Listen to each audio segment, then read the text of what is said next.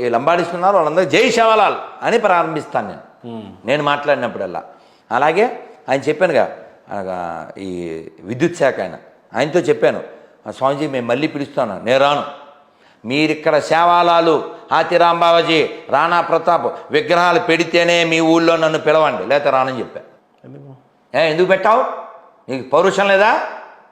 ప్రతి తాండాలో వాళ్ళు ముగ్గురు ఉండాలి. అలాగే పబ్లిక్లో చెప్తున్నాను, దీన్ని హైలైట్ చేయి. 10 ఏళ్ల క్రితం బంజారా గర్జన ఒకటి జరిగింది. మళ్ళీ ఇప్పుడు 2 రాష్ట్రాలు ఇవి, ఖమ్మం బోర్డర్ కదా, ఖమ్మం జిల్లాలో పెట్టాలి. నవంబర్లో డిసెంబర్లో ప్లాన్ చేయండి. ఆయనతో చెప్పాను. ఈ లంబాడీస్లో బుక్స్ బాగా రాస్తారు ఒక ఆయన, అనంతపురం జిల్లాలో ఉంటారు, కృష్ణమూర్తి గారు, అంతే 80 ఏళ్ళు ఆయన.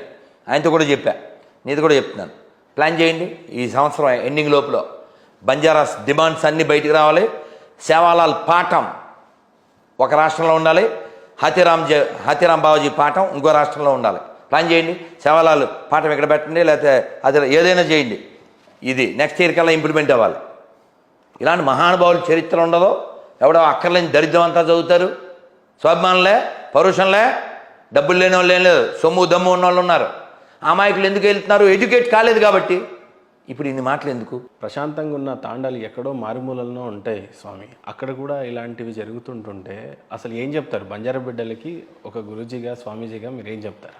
మీరు మహేంద్ర చూడండి నాన్న, మీరు నా ఫస్ట్ ఇంటర్వ్యూ ఇక్కడ అంజలి గారితో, ఆవిడ ఫస్ట్ క్వశ్చన్ గుర్తుందా?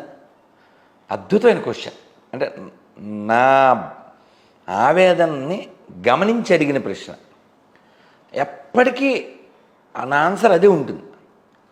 ఆవిడేమడిగింది, మీరు ఏ వీడియో చూసినా అలా కడుపులోంచి వచ్చినట్టు మీది బాధ లేకపోతే ఆవేదన ఏమిటి అని అడిగింది ఆవిడ. నాది ప్రపంచవ్యాప్త, అదేదో శ్రీశ్రీ చెప్తారా, నా బాధ ప్రపంచ బాధ అని. అలాగా ప్రపంచానికి బాధ ఉండకూడదనేది నా బాధ. సరే, ప్రపంచం అంతా మనం ఏం చేయలేం, కానీ గొప్ప నేల కదా ఇది. అవును, ఈ గొప్ప నేలలో గొప్ప వారికి వారసులం కదా మనం. జస్ట్ ఉదాహరణకు చెప్తున్నాను, మనం తాండాలోకి వెళ్ళే ముందు అలా శ్రీకాకుళం వెళ్దాం. అంటే మన తాండాకి వెళ్ళే ముందు అట్నుంచి అలా తీసుకుని వద్దాం. శ్రీకాకుళంలో ఆ జిల్లాలో పుట్టిన గొప్పోళ్ళు అన్నాం అనుకోండి, చాలామంది రావచ్చు. ఫేమస్ పర్సన్ అంటే ఒక పర్సన్, ఆయన పేరు కలియుగ భీముడు అని పిలువబడినవాడు. ఎవరు తెలుసా? కోడి రామ్మూర్తి నాయుడు గారు. ఆయన పేరు, ఇంటి పేరులో కోడి ఉంది కానీ ఆయన కోడి తినలే.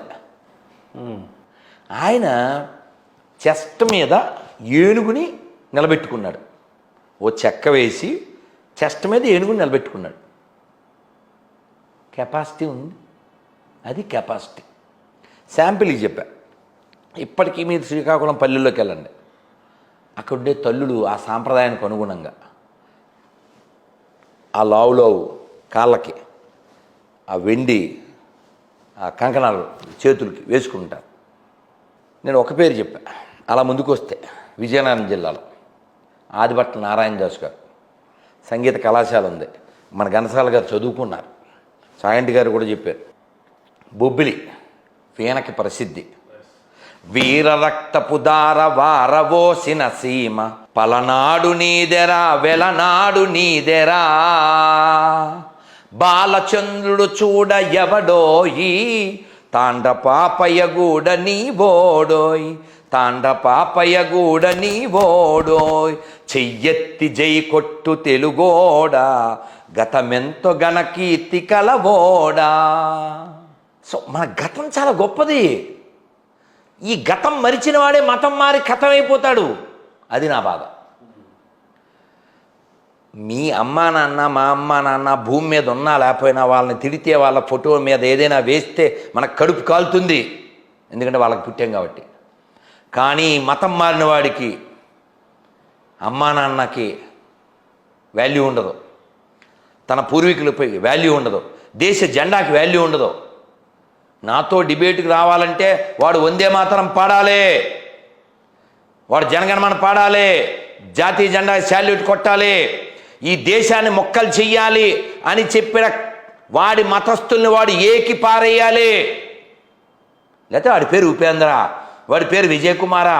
ఈ దేశాన్ని 2 ముక్కలు చేసేసి ఈ బోకులు కేకులా ఇచ్చేయాలా? దానికి వ్యతిరేకిస్తాయి ఎడారి మతాలని. దేహాలని ముక్కలు చేస్తాయి, దేశాలని ముక్కలు చేస్తాయి, కుటుంబాలను ముక్కలు చేస్తాయి, చేసినాయి. అందుకని నా కోపం వాళ్ళ మీద ఉండదు. ఇన్ని జరిగినా అన్ని మతాలు ఒకటే అనే దరిద్రుల మీద ఉంటుంది. ఎందుకంటే వాడు ఇంటి దొంగ. సో అక్కడ ఆదిభట్ల నారాయణ దాస్ గారు, ఆయన పేరు తెలుసా? హరికథా పితామహులు.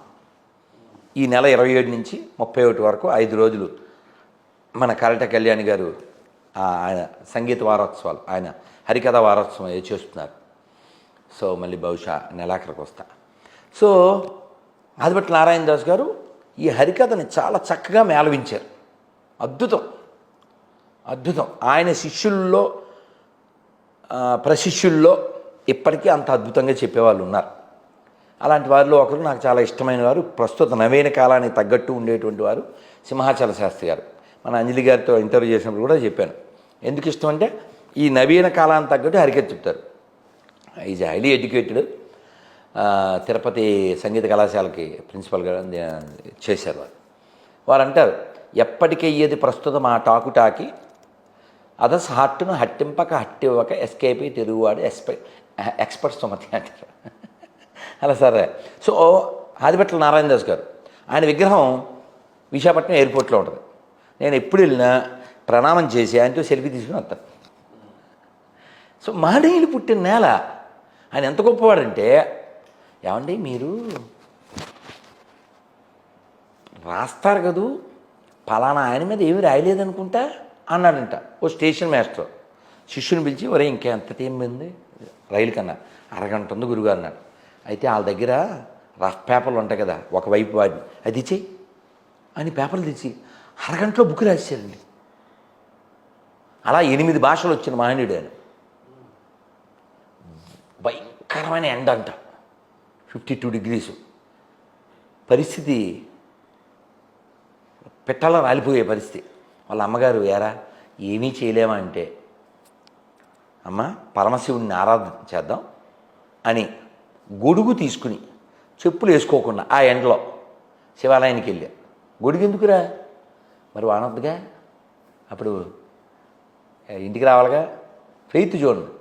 అలా వెళ్ళి అది ఆయన ఏం చదివారో నాకు గుర్తులేదు. భయంకర 7 రోజులు వాన వచ్చిందంట విజయనగరంలో. ఏడో 1000 ఏళ్ల క్రితం కాదు, 100 ఏళ్ల క్రితం, గట్టిగా 100 ఏళ్ళు కూడా అయ్యి ఉండదు. అలాంటి మహనీయులు పుట్టారు. అలా విశాఖపట్నం రండి, అక్కడ ఎందరో మహనీయులు. అలా తూర్పుగోదావరి రండి. ఆ విశాఖపట్నం అంటే నాకు తగరపు వలసలో శ్రీభాష్యం అప్పలాచార్యుల వారికి ఓ నాయుడు గారు, ఆయన మంచి యంగగా ఉన్నప్పుడు ఆయనే చెప్పారు, బాబు రామాయణం చదువుతావా అన్నారట. ఆయనే చెప్పుకుంటారు ఆయన యొక్క ఉపన్యాసాలు.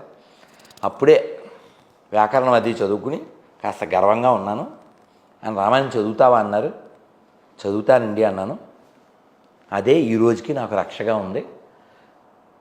ప్రతి సంవత్సరం శ్రీరామనవమికి ముందు రామాయణం చెప్పడం నాకు తప్పనిసరి, ఎవరన్నా పిలిచినా పిలవకపోయినా అని. ఆయన పేరేంటి తెలుసా? నడిచే రామాయణం. మన చాగంటి గారికి ఇన్స్పిరేషన్ ఎవరంటే ఉపన్యాసాల విషయంలో వారు శ్రీభాష్యం అప్పలాచార్యులు విశాఖపట్నం. ఇంకా ఎందరో, అందరి పేర్లు నేను చెప్పలేకపోవచ్చు. అలా తూర్పుగోదావరికి వచ్చేయండి. ఓ డొక్కా సీతమ్మ, ఓ కందుకూరి. వీళ్ళు కాకుండా మీకు తెలియని ఒక గొప్ప ఆయన పరిచయం చేయాలి. ఆ పిల్లని ఇక్కడ రమ్మన్నాను యాక్చువల్గా.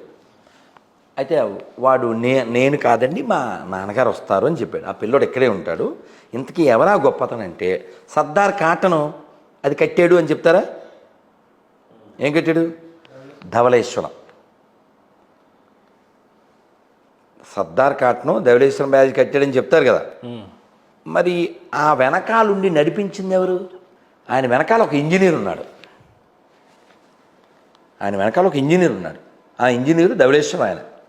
ఆయన మద్రాసు వెళ్ళి అప్పట్లో 18th centuryలో ఇంజనీరింగ్ చదువుకుని వచ్చి ఎక్కడెక్కడ తిరగాలి, ఎటువైపు వెళ్ళాలి, గుర్రాల మీద ఈయన్ని తీసుకెళ్ళినవాడు. ఈయనకి ఒళ్ళు బాగుపోతే సర్దార్ కాటన్కి ఆరోగ్యం బాగు చేసినవాడు. ఈయన లండన్ వెళ్ళిపోతే దాన్ని కంటిన్యూ చేసినవాడు. తొలి తెలుగు ఇంజనీర్ వాళ్ళ మునిమనవడితో నేను మాట్లాడదాం అనుకున్నాను, మీరు వస్తాడు. సో అలా గ్రేట్ పర్సనాలిటీస్. అలాగే 1910లో అంటే ఇప్పటికి ఎన్నాళ్ళండి, 114 ఏళ్ల క్రితం